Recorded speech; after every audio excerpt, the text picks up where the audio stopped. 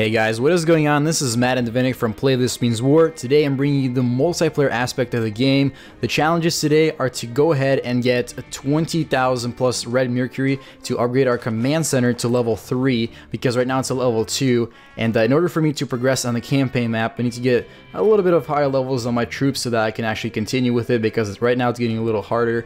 So that is our objective today. The other objective is to kind of discuss the whole multiplayer aspect of the game, because it is it's a little bit interesting how the infantry bunker, which is the clan castle in this game, deployment works. The troops from infantry bunker and vehicle bunker can actually respawn. That's right, you heard it. They can actually respawn, and that really makes up the challenge for this game, and I actually really like that challenge. Obviously, I'm a very low stage of the game, and as I progress, you guys will see just how interesting it gets. And I've just recently talked to the community manager for the game. He really showed me the whole aspect of the company, the whole overview, and I think the company has a bright future, and I'm really excited to work on this game and overall put out content for it. So here's our first base. It looks sort of easy, but hey, that's where everybody starts with their low-level troops. I have 8 grunts, which are the first guys, then we have 4 ATVs, and then we have 4 rocket troopers. Generally, the ATVs will go either as like the tank troops or tank vehicles, the ones that will take all the heat, and they will also destroy the infantry really fast. And then the rocket troopers will usually take out enemy ATVs and vehicles and enemy sentry turrets. What you're seeing right now is that little thing that looks like a cannon is actually a sentry tower. It's more like an archer tower from Clash of Clans, and obviously we're going to take care of that. And as you see, there is the infantry bunker, and you see that the troops from there keep respawning until you destroy it. So that's the other aspect of this game. Not only do you have that battle line that can move back and forth, so say you don't deploy your troops and they're all dead and they're just waiting in the queue for you to deploy again, the enemy troops will actually come back and they will push that battle line all the way back to your base. And yes, over on the left side there is your own base, and that is how you lose trophies. You pretty much, you know, let the enemy go ahead and take over. And as you see, your troops actually keep reloading. On the bottom you see that green bar loading up. That actually reloads your troops as they're dying. And we got just a few more buildings to take care of. As you see, all the resources have been looted. They have 0 red mercury left and 0 supply crates left. And right now we just have to go ahead and wait to destroy that final building, which looks to me like a red mercury collector. And we got 100% on this one. Once again, here's the victory screen, really awesome, just kind of colorful with the fireworks. And there are the resources. Got like 41 medals from this, which are trophies. And then also at the end of each battle, you get the combat results, where random HQ troops are sent over to you. They pretty much go right back to your army camp.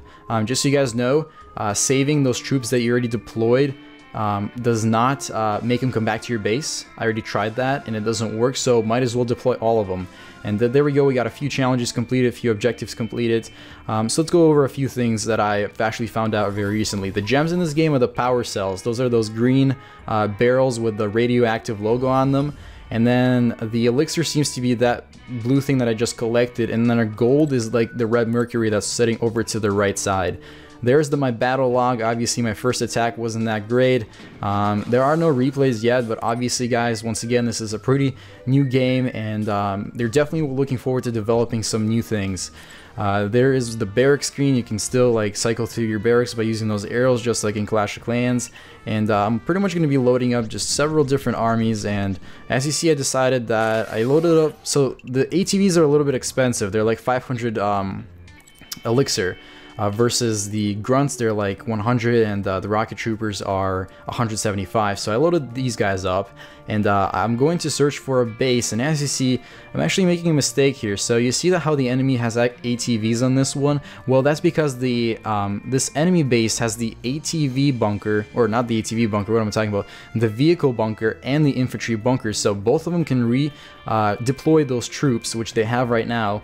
And I'm going to make a mistake. Like I said, I'm not that high level in the game, but I'm just going to demonstrate you guys what happens when you actually run into a base that you can't really destroy. So I'm going with my grunts first, then I'm going with ATVs and rocket troopers. And pretty much as you see, the battle line moves forward as the troops move forward. But because they have so much firepower right up front of the base, I thought it would be easy to take out, but obviously not. As you see, all my troops are dead, and oh no, they're moving towards my base. So now you kind of have to go spamming. I'm guessing there's a strategy to this. Just guys, like I said, I'm a pretty big noob in the game still, and I'm trying to figure this out. As you see, the battle line will eventually stop falling back, and you can deploy your troops behind the enemy line, which is actually a good strategy because those rocket troopers, as you see I deploy my ATVs, those rocket troopers take them out so fast.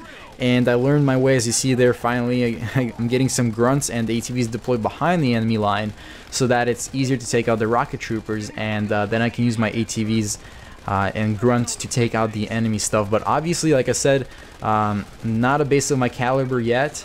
I went a little too high, went for something that I couldn't really attack, but obviously I didn't really know that it was going to be that bad. So learn your lesson, guys. Just as you start the game, don't go for those bases with a bunch of ATVs. Try to find something with maybe just the enemy bunker troops, and then try to go for those bases. You won't see too many resources at first, but hey, it's a start somewhere, and obviously you actually progress with this game pretty fast. It's not like Clash of Clans where you get to those super expensive walls. The walls here are much cheaper, as I found out already by doing a few calculations and just talking with community managers. So you guys definitely should give this game a shot, and I understand that many of you are interested, and many of you are probably looking this one up on the App Store. It is only for New Zealand and Australian iTunes accounts right now, but there is a way. Obviously I have a US iTunes account, but I was able to get this game, and I'll show you guys exactly what you do so that you can start playing this game. Right now it's still in beta stages, meaning it's like a soft launch, so it's not worldwide. And like I said, to get it you have to have an Australian or New Zealand iTunes account. So I will be doing a tutorial on that later, but why don't you guys go ahead and drop a like, and let's try to get 50 likes. I don't know if that's possible with the amount of subscribers I have right now, but let's go ahead and shoot for the 50 likes. I'm sure we can get that, and maybe I can start some giveaways and roll in some iTunes gift cards for some giveaways on this channel. I can definitely get that going, so as long as you guys show me just a little bit of love, that would be awesome. Okay, so obviously this battle is not going anywhere, but once again, just for demonstration purposes, I mean, the enemy bunkers are still deploying. Hey, look at that, Clash Royale just favorited. A tweet that I sent out to Chief Pat, he was showing his battle log, and obviously his clan won all of the awards, which is pretty respectable, I have to say. I mean, in Onyx Rage we won a lot, but we did have a few losses, and just yesterday we had a tie, which I think Dub War is going to be doing a coverage on that, if you guys know who that is. If you don't, go check him out because he's in my clan, Onyx Rage, and yeah, pretty awesome stuff. So we have 50 seconds left over, and right here, as you see, the enemy rocket troopers, which are the guys in the back with like RPGs, are the ones that will shoot down your ATVs so fast. And obviously your battle line moves forward up to your troops, so at this point you cannot deploy the troops over on the enemy side. You have to really get through it. And the most difficult part to find is when those enemy sentry towers and ATVs combine their firepower, and then they just kind of poop on you in a way, especially when the rocket troopers are behind. You can't even use your ATVs as like a meat shield for everything while your grunts are taking them out. And this game is very well balanced right now. I mean, what you're viewing right now is a complete fail on my part. It is not happening because the game is unbalanced. It's happening because I'm a noob and I attacked a base that was totally not supposed to be attacked by me. The cool thing is once you get like down to 10 seconds, you have those millisecond, so you kind of see that like basketball type style clock, and you kind of get excited as the raid comes to an end. So let's go ahead and move on to our next one. So the next base we're attacking is much better for me because it's not that high upgraded, and it doesn't have those enemy ATVs, but it does have the enemy troops, which shouldn't be a problem because as you see, my ATVs, I have 4 of them. That should be a pretty big overkill for this base. And also I wanted to note that the way the troops actually go past the walls, they don't jump over them, but they actually, like, you'll see it, the walls will kind of disappear and they'll go right through them. Just watch the enemy grunts over there. See how the walls just disappear? It's kind of cool. It's a cool effect. So they didn't copy Clash with jumping over the walls. I just really love the way this game is unique and it's different, because I think that's important to keep its uniqueness and in order for the game to get big, and this one is definitely on its way. And obviously the first thing is we're going to take care of the enemy bunker, infantry bunker, which is not going to be able to deploy its second batch of troops. And now we got that last sentry tower remaining, which once it goes down, there are no defenses left, and it should be just a matter of time that we take care of this. Right now, as you see, that O2 is the command center. The flag actually displays the level of it. That's how you tell what level it is. I think there's a total I mean, I might be wrong, don't take this for granted, but there's between 6 and 9 command centers. I still have to get my stats right here. So as the time progresses, guys, we'll keep you updated on everything, and maybe I'll do some kind of new website for you guys just so that you can learn along with me, and I'll put some strategies and videos and all kinds of stuff about this game so that you can learn it faster, and it's going to be kind of like a community tool. Okay, so we are moving. By the way, that red thing with kind of like the satellite tower, that's your alliance link. Pretty much it connects you to the portal of your like clan castle, which is called the infantry bunker in this game. So that's the alliance link. 3-star for this one, much better than the last one. Got, let's see, 5,000 red mercury and I think 1,500 supply crates. Okay, so here is our last base for today. As you see, it only has 3,000 red mercury, which is actually not a bad number. And to be exact, you need only 1,000 more to start the upgrade of the level 3 command center, or to the level 3 command center, so that I can build a research center, which like your laboratory in Clash of Clans, so I can start upgrading the levels of my troops.